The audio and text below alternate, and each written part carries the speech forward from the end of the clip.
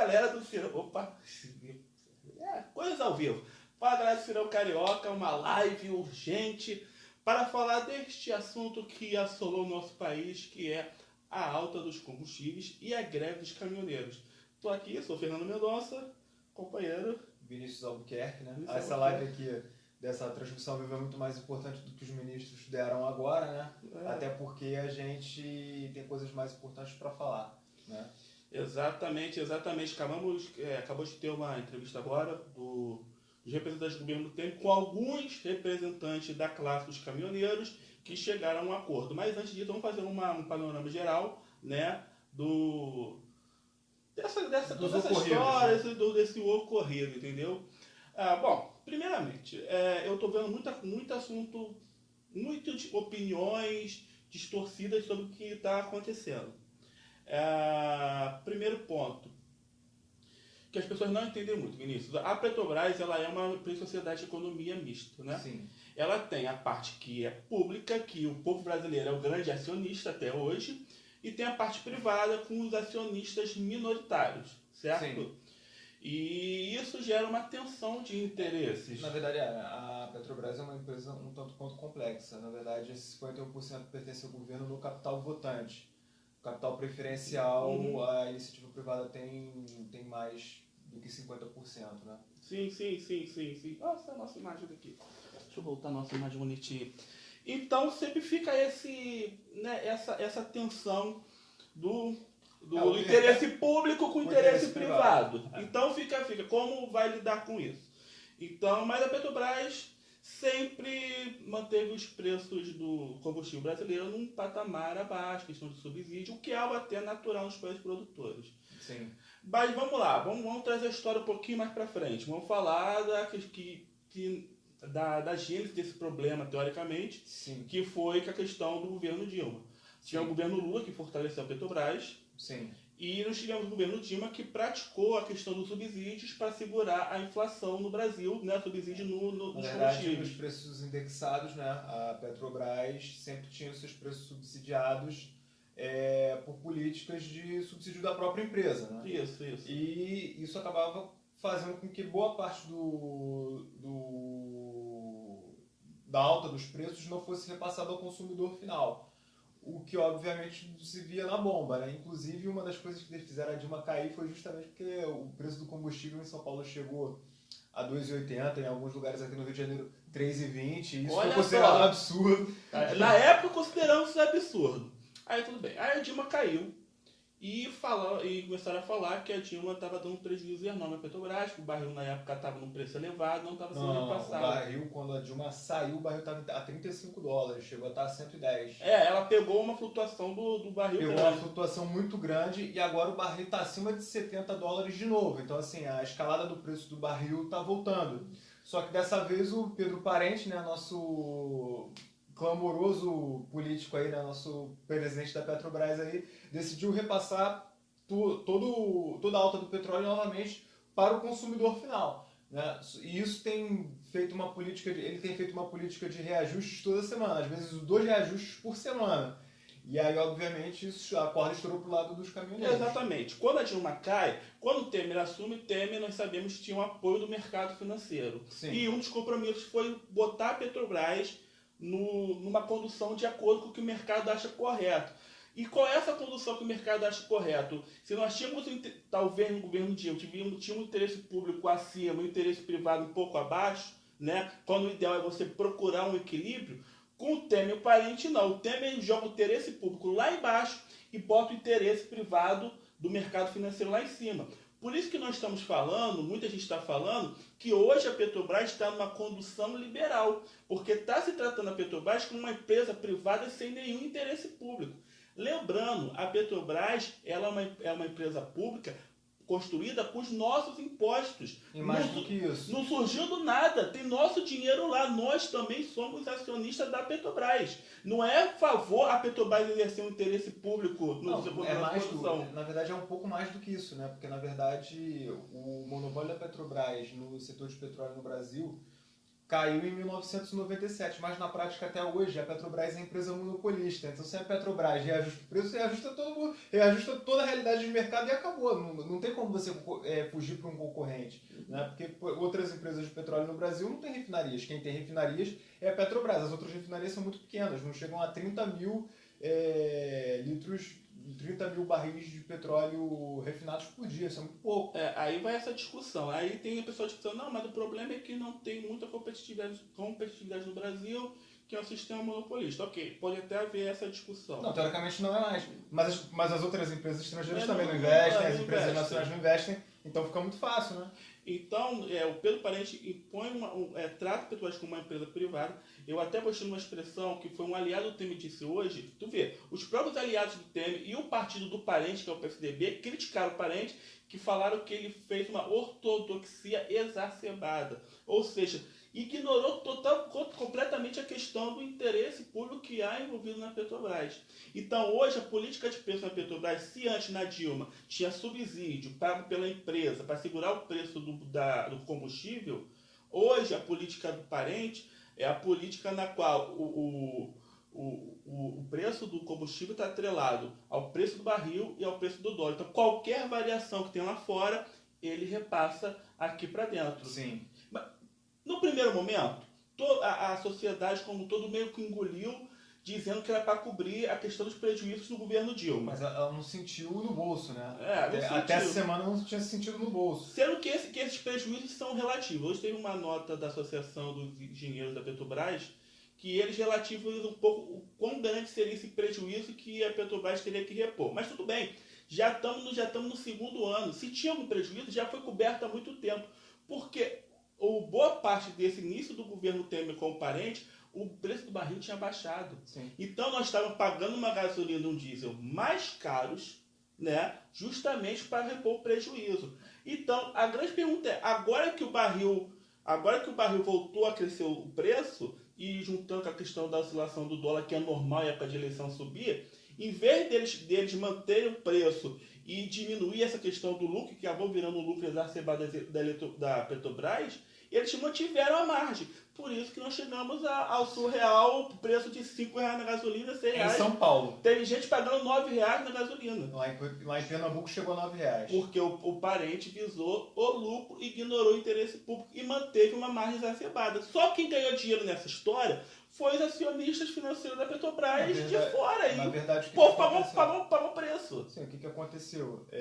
O Pedro Parente focou extremamente nos resultados operacionais da empresa, da Petrobras, para ficar bem na Bolsa de Valores de São Paulo e de Nova York, né? E esqueceu do setor produtivo brasileiro. Na verdade, a greve dos caminhoneiros não foi uma greve, foi um lockout. Eles são donos dos meios de produção. Sim. Eles são donos do meio de produção, então a gente não pode considerar isso uma greve.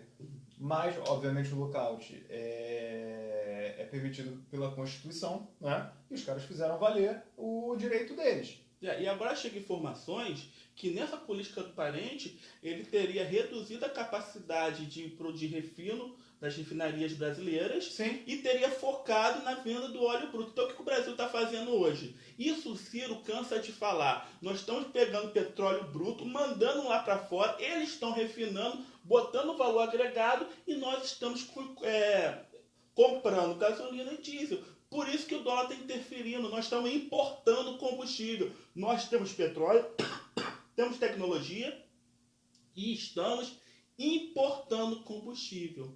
Aí vem a questão do Ciro fala.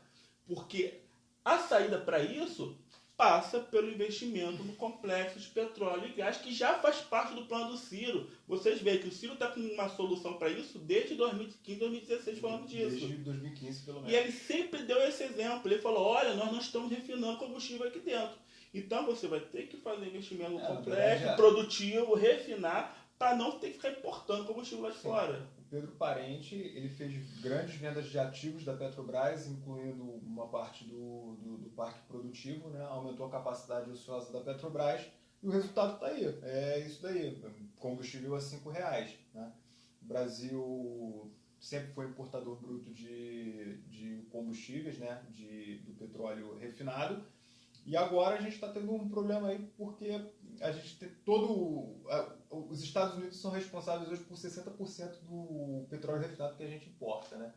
Então é complicado, né? Aí fica difícil. Fica difícil. Fica difícil. E aí a questão, o Brasil não está investindo no setor produtivo, porque você refinar o petróleo é setor produtivo, gera emprego. Agrega valor. Verdade seja dita, até aproveitando um artigo escrito pelo nosso companheiro Rafael Cândido, que fez um mestrado em cima dessa questão do petróleo e gás, o governo Lula e Dilma tentou sair dessa dependência. Por isso que começou a construir refinarias e comprar refinarias. Vocês lembram de Passadina? Tá nesse bolo. Só que foi aquela política desastrada, sem dinheiro, teve os escândalos de corrupção e tal. Tentou, não foi feita uma coisa direito. Mas não tem pra onde correr. Nós temos que refinar o combustível aqui. Essa parte da nossa live já mata essa fake news que está rolando, que dizendo que a culpa foi porque a Dilma destruiu a Petrobras em 15 anos. Olha que coisa louca. Não tem mais nada de pagar da Dilma. Nem o Pedro Parente falou de repor prejuízo. Ele está defendendo a política de preço de vinculação ao barril e ao dólar. Sim. E agora vem a segunda parte do problema, que muita gente começou a falar, mas o problema é que os combustíveis têm uma alta carga tributária. Ok, tem alta carga tributária, mas sempre teve essa alta carga tributária e nem por isso pagamos 5, 6 reais de gasolina. Exatamente. Mas deixa eu dizer uma coisa para vocês. Quem está defendendo diminuir o preço, a questão da tributação dos combustíveis? É o Ciro. Porque o Ciro está colocando de reduzir a tributação no consumo. É isso que o Ciro está falando. Porque quando você reduz a tributação no consumo, você automaticamente reduz o preço. O acordo que eles fizeram agora foi isso. Eles reduziram alíquotas e taxas tributárias no preço do combustível diesel. Só que aí tem um detalhe, né? Eles vão fazer essa redução às expensas do contribuinte brasileiro, né? Já vamos chegar nessa parte. Exatamente. Quem vai pagar vai sair, na verdade, do Tesouro Nacional. Aí que vem a diferença. O Ciro quer reduzir numa lógica tributária, quer diminuir a tributação do consumo. Em cima do consumo. E tributar a renda, porque renda. É o que os países desenvolvidos fazem. O Ciro não está inventando a roda. Os países desenvolvidos fazem isso. Só que, e com isso, a classe média e os mais pobres pagam menos impostos e os mais ricos acabam pagando mais impostos. Isso é uma lógica natural progressiva da tributação. Tributação progressiva. Observação. E quem é contra isso? Os liberais brasileiros. Por que será? Mas tudo bem. Então você refina aqui, diminui a tributação, a tendência do preço é diminuir. Sim. Só que no acordo agora eles fizeram a redução da tributação. Só que o que eles fizeram foi o seguinte, aí tem uma diferença que eles fizeram do governo Dilma. Eles meio que voltaram com subsídios. Só que o que a Dilma fazia? A empresa que arcava com essa diminuição, né? Sim. Mas pela entrevista não vai ser a empresa que vai arcar um período de tempo, mas depois que vai arcar vai ser o Tesouro, não é isso? Não, na verdade vai ter 15 dias em que a Petrobras vai repor o prejuízo e nos outros 15 dias o dinheiro vai sair aí não disse exatamente, mas provavelmente vai sair da arrecadação. Do Tesouro. Vai sair Ou do seja, Ministério da Fazenda. No fim das contas, você, eu, todos nós vamos pagar o diesel mais barato.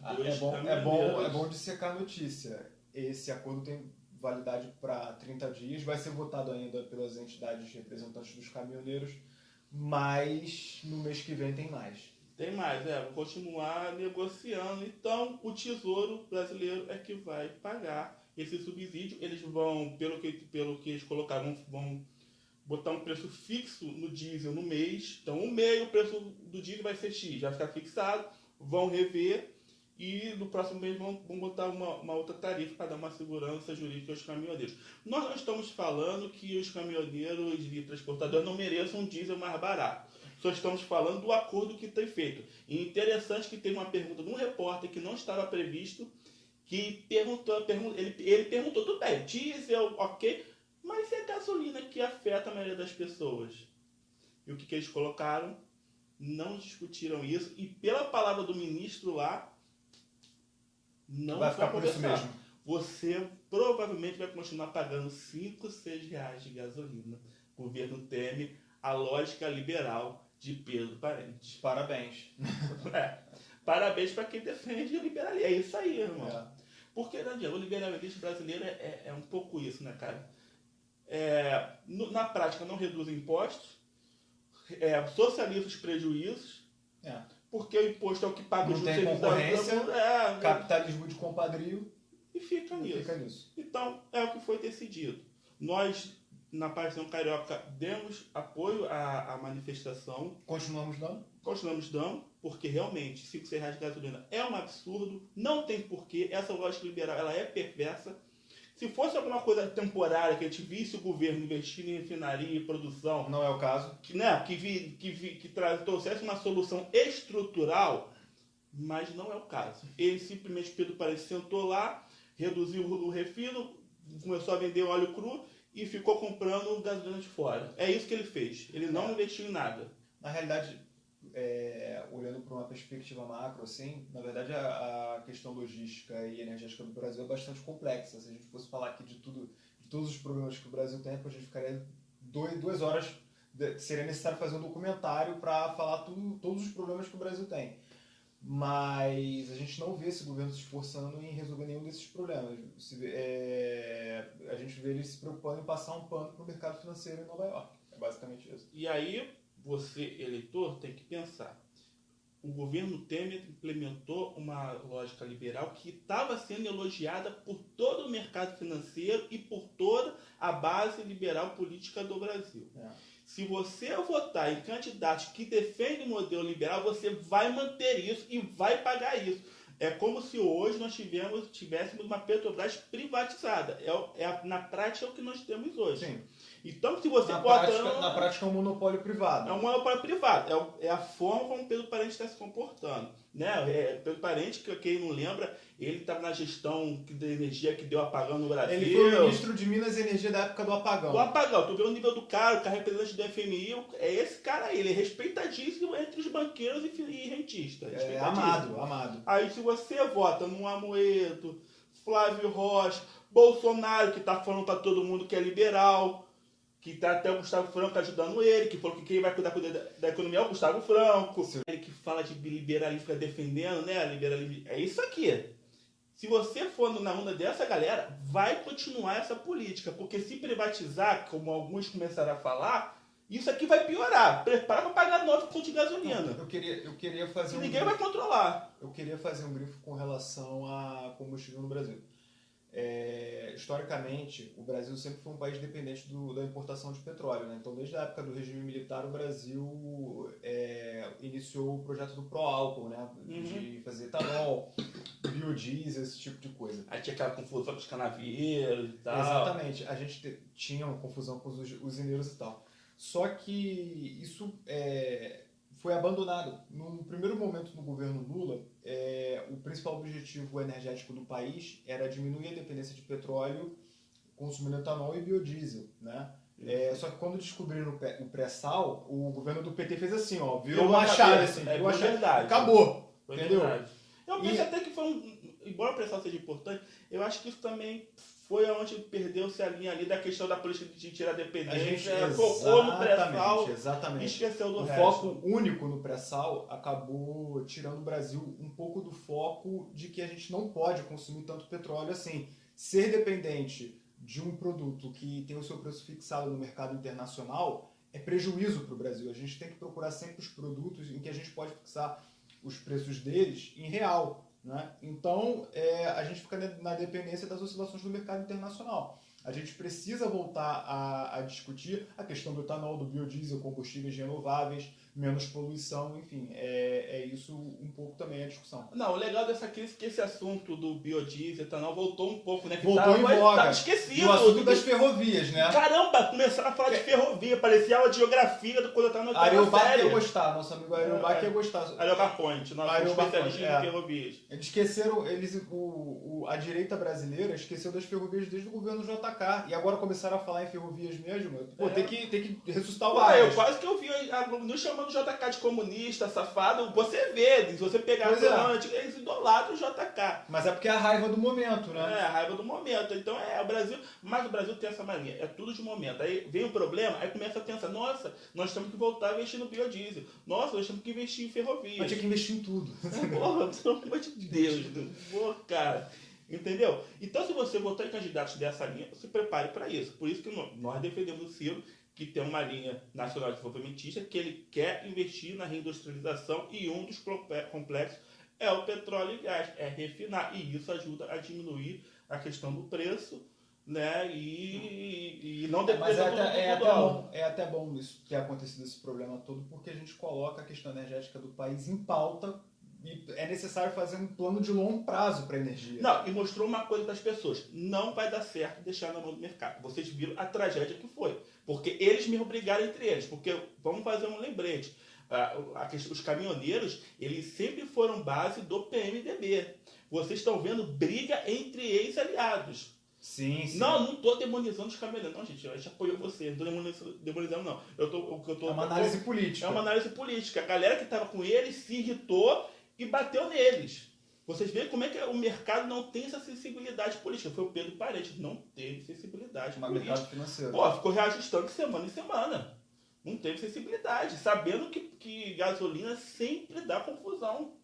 Não teve nada. Exatamente. E aí ficou, quer dizer, o Brasil está completamente fraturado do ponto de vista político. Né? Ninguém apoia ninguém hoje. Então, E é importante a questão desse complexo e quando se fala de petróleo e gás, também se fala em energias renováveis, né? Vai estar incluído. Por que eu estou falando isso? Porque nós estamos meio de uma sinuca de bico. Embora nós temos muito petróleo, né?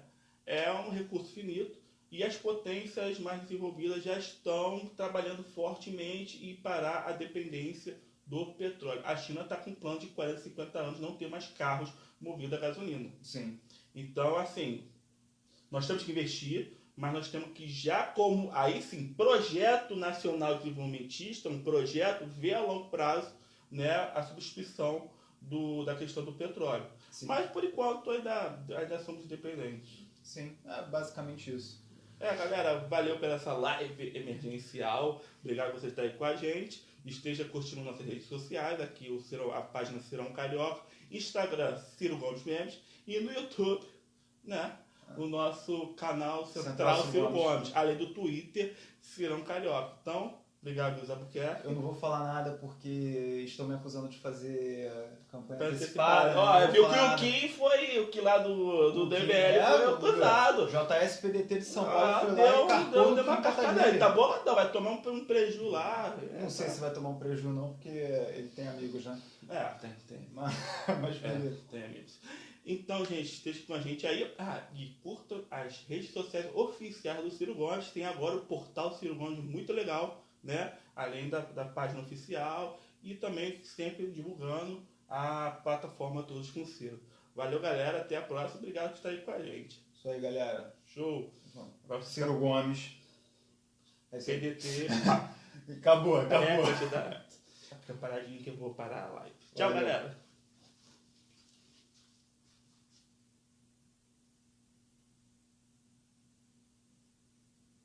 Deu conta aí? Eita. Acho que caiu, hein? Deu ruim. Acho que caiu. Conexão indisponível?